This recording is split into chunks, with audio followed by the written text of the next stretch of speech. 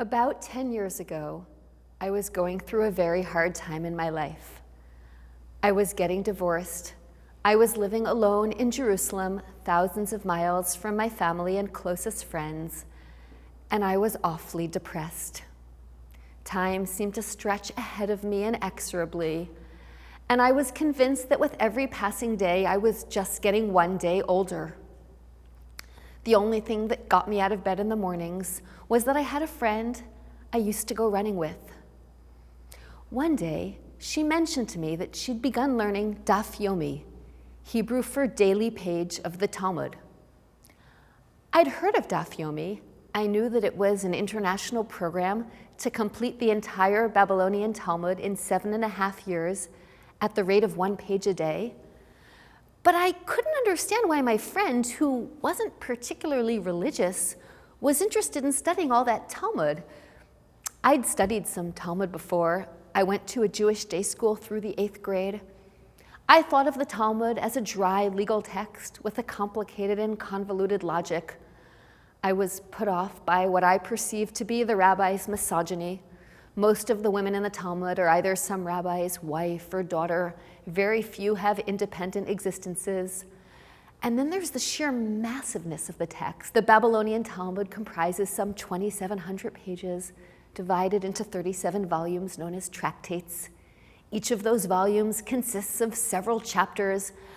And as I'm thinking about all this, my friend suddenly looks me straight in the eye, and she says, "Ilana, you're feeling completely stuck right now. Don't you think that maybe if every day you learned 1 page of Talmud, eventually a new chapter would have to begin?" And I thought about that. I thought, if every day I learned 1 page of Talmud, then with every passing day, I wouldn't just be 1 day older, I'd be 1 day wiser. And so I decided that I would give it a try and see if maybe Daf Yomi would pull me forwards like a treadmill. Well, what I discovered about the Talmud completely surprised me. Unlike later works that followed from it, the Talmud is not a law code that tells Jews how to behave. It's rather a record of rabbinic conversations in which many of the questions are left open and unresolved. The Talmud is not a book for those searching for answers. It's a book for those living the questions, as I was at that very uncertain time in my life. And unlike the Talmud I'd studied in Jewish day school, where we were always handed out quoted passages cut and pasted onto source sheets, studying Talmud in context, page after page after page, was a completely different experience. I was fascinated by how the rabbinic stream of consciousness flows, proceeding by association rather than by any rational scheme. I followed along as the text meandered from a discussion about how we mark the passage of time to the dating of legal documents to the map of the stars in the night sky on the eve of Noah's flood, and all that in one of the opening pages of Tractate Rosh Hashanah. I found myself carried along for the ride, tossed about like a rough wave when the arguments among the rabbis became particularly stormy. Early in my Daf Yomi study, I came upon a story that helped me appreciate what all this learning was about. It's a story about an encounter between a wise sage, Rabbi Joshua, and the daughter of the Roman emperor. Rabbi Joshua was a great Torah scholar, but he was also a very ugly man. And the daughter of the Roman emperor took one look at him and said, "How can such beautiful wisdom be contained in so ugly a vessel?" Rabbi Joshua, the ugly vessel for beautiful Torah, came right back at her with a question of his own. "Does your father, the emperor, store his wine in clay vessels?" "Of course," she said. "Doesn't everyone?" "But he's the emperor," said Rabbi Joshua. "Shouldn't he store his wine in the finest gold vessels?" Acknowledging that he had a point, she transferred all her father's wine to gold vessels, where immediately it spoiled. Now, I share that story because I think it speaks to the relationship between who we are and what we learn. All of us are vessels for the Torah we study, and the Torah we study shapes us and assumes our shape, much as wine and all liquids take the shape of their container. And there's a chemical reaction that takes place between who we are and what we learn. We are transformed by the Torah we study, and the Torah we study is transformed by our encounter with it. It was clear from the very beginning just how much my daily Talmud study was changing and transforming me. When I began learning, it was alone in my Jerusalem apartment, listening to podcasts I downloaded off the internet. The rabbis teach in Tractate Eruvin, "Hamahalech baderech ve'ein imo levaya ya'asok b'Torah." If one is walking along his way and has no companion, he should occupy himself with Torah. And so that's what I did. The Talmud was my companion during what was otherwise a very lonely stretch of life. But as I soon realized, Daf Yomi is never really a solitary pursuit, because tens of thousands of individuals learn Daf Yomi worldwide, and they're all quite literally on the same page, following a schedule fixed in 1923 in Poland by Rabbi Meir Shapiro, the founder of Daf Yomi. And so really, I joined the world's largest book club. And even when I was studying at home alone, I was essentially inhabiting a gigantic virtual classroom in which, sitting in front of me, were rows and rows of scholars who'd studied that text in generations before. And further along in the row where I was sitting were other students of Daf Yomi, elsewhere in Jerusalem, in Bnei Brak, in London, in Manhattan, in Monsey, and everywhere in the world there are people of the book. When I realized that, I joined a real Daf Yomi class that met at 6 a.m. at a local synagogue. I was the only woman in the room, and I brought down the average age by about 30 years, but the rabbi welcomed me with a warm smile and a twinkle in his eye, and soon I became one of the guys. And so Daf Yomi brought community into my life. And I discovered something interesting about Jewish learning, which is the more you learn and the more you know, the more you realize how much yet you have to learn and how much more you want to know. That Daf Yomi class led me to a class on the weekly Torah portion. And in that class, I met the man I went on to marry, and he started learning Daf Yomi too. I guess it was contagious. And the two of us learned together while we were dating, often over dinner in one of our apartments, careful not to drip tomato sauce from our pasta on discussions about the sprinkling of blood on the temple altar. And then we got married, and we had 4 children in 5 years, and life got really busy, but through it all, we kept learning. One of us would read aloud from that day's page of Talmud while the other washed dishes or folded laundry. And then we'd fall asleep in bed at night with the rabbi still arguing in our heads about how late one can recite the evening Shema. And so the Talmud followed me through the various twists and turns my life took, through divorce, aliyah, dating, marriage, pregnancy, and motherhood, all of which unfolded against the backdrop of my daily Talmud study. T.S. Eliot writes in the love song of J. Alfred Prufrock, "I have measured out my life in coffee spoons." Well, I've measured out my life in tractates of Talmud. I remember periods in my 20s and 30s by what I was learning at the time, and I associate various rabbinic stories and passages with where I was in my life when I learned them. 4 years ago, I gave birth to twin daughters. It was right at the beginning of Tractate Shabbat.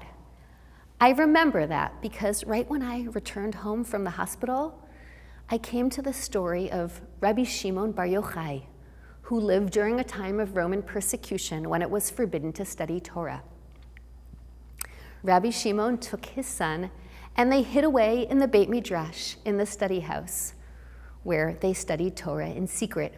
Only Rabbi Shimon's wife knew where they were. But soon Rabbi Shimon began to worry that maybe even that was too risky. As he said, "Nashim da'atan kala alehen," women are lightheaded and frivolous. Maybe my wife will betray us. And so instead he took his son and fled with him to a cave where for 12 years they studied Torah together in secret. Now there are several strange and puzzling elements to this story. When Rabbi Shimon and his son are in the cave, they shed all their clothes and sit there buried up to their necks in sand like talking heads. A miracle occurs. God creates a carob tree and a spring of water that supply all their nutritional needs. And when at the end of 12 years, they emerge from the cave, the light of the outside world is harsh and blinding. And Rabbi Shimon and his son see people running to and fro, going about their daily business. And they say to each other, "What are all these people running to do? What could possibly be so important?" And eventually Rabbi Shimon and his son go back into the cave for another year of study. And Rabbi Shimon looks at his son and he says, "The world is enough with me and with you." Now, I learned that story during the early days of my maternity leave, holed up at home with my newborn twin daughters. It was the dead of winter, and I rarely left the house. I wore the same sweats day after day. I'd essentially shed all my other clothes, and I was buried up to my neck in sand, caught up in an endless cycle of breastfeeding one girl, then the other, changing one diaper, then the other, and all the while trying to keep up with Daf Yomi. I was the carob tree and the spring of water and the study partner all rolled up into one. And on those rare occasions when I did manage to bundle up the girls and pack them into my double stroller to go out for a walk, the light of the outside world was bewildering and blinding. And I'd see people rushing to catch a bus or get to work on time, and I'd think to myself, where are they running to? What could possibly be so important? And I'd come back home and unbundle the girls, and I'd sit down with one twin leaning against one knee, one on the other, and I'd look at the girls and sigh in weary elation and say, "The world is enough with me and with you." Now, I know that that story is often dismissed as yet another instance of rabbinic misogyny. After all, the whole reason Rabbi Shimon and his son flee to the cave is because women are lightheaded and frivolous. Rabbi Shimon can't trust his wife. But when I read that story, I don't identify with Rabbi Shimon's wife merely because I'm a woman. I identify with Rabbi Shimon engaged in intimate study with his son. For me, this story is a powerful articulation of maternal bonding through Torah. That's how I hope to teach this story to my children. And that's how I wrote about this story, because I wrote about many of the passages of Talmud that I encountered in my learning. I filled the margins of my volumes of Talmud with my notes and scribbles. And when there was no more room in the margins, I began writing journal entries and blog posts, and all that scribbling became the basis of a book, my memoir of 7.5 years of daily Talmud study, If All the Seas Were Ink. The rabbis teach that even if all the heavens were parchment and all the forest quills and all the seas were ink, it would be impossible to capture the full majesty and grandeur of God's Torah. And yet we all can try. We can engage with and respond to the texts of our tradition and allow those texts to shape us. For me, that's what Daf Yomi was about, making myself receptive to Torah on a daily basis. But there are many points of entry into the texts of our tradition. For you, it may be about reading the weekly Torah portion, studying Jewish ethical wisdom, or reading works of Zionist history. The rabbis teach in Tractate Sanhedrin, "Af al pi shehenichu lo avotav la'adam sefer Torah, mitzvah lichtov mishalo." Even though our ancestors have left us a scroll of the Torah, it's our religious obligation to write one for ourselves. And so that's what my book is. It's a record of how I engaged with Torah and wrote that Torah anew. It is, in a sense, my Torah. So what's your Torah? You may be thinking, my Torah? What could I possibly have to contribute? Well, there's a Talmudic story that suggests otherwise. It's a story about that same Rabbi Joshua, the ugly rabbi, who once sent 2 of his disciples to go learn in another rabbi's Beit Midrash. And when those disciples came back, Rabbi Joshua said to them, "So, what did you learn? What can you teach me?" Rabbi Joshua's students looked at him like he was crazy. They said, "What did we learn? What can we teach you? Talmidecha anu, umeimecha anu shotim. We are your students. We drink from your waters." Again, invoking that analogy between Torah and liquid. What can we possibly teach you that you don't already know? Rabbi Joshua looked at his students gravely and he said, Ein beit midrash lelo chidush. There can be no encounter with Torah that does not produce new Torah. Every time we engage with Jewish texts, we read those texts differently in light of who we are and what we're going through. No two people read the same text in the same way, and no single individual reads that text in the same way at different points in his or her life. And so, encouraged by their teacher, Rabbi Joshua's students shared that they'd learned the following teaching. Af ata aseh oznecha ke'afar keset. You must make your ears into a funnel so that Torah fills you and shapes you and assumes your shape. Rabbi Joshua heard this, and he said to his students, Margalit tova hayta biyadechem uvikashtem la'ovda mimeni? You had this pearl of wisdom and you sought to deprive me of it? All of us contain pearls of wisdom. May the world merit to be enriched by the words of Torah inside each and every one of us.